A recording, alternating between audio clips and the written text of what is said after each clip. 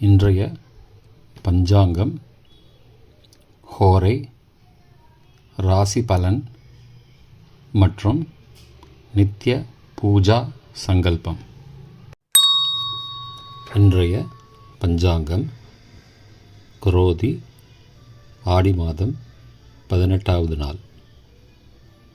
நாள் 3/8/2024, சனிக்கிழமை. வருடம் குரோதி வருடம், குரோதி நாம சம்பத்சரம். அயனம் தக்ஷிணாயனம். ருது கிரீஷ்ம ருதவ். மாதம் ஆடி மாதம், கடக மாதம். பக்ஷம் கிருஷ்ணபக்ஷம், தேய்பிரை. முழு வீடியோவை யூடியூப் லிங்கில் காணவும்.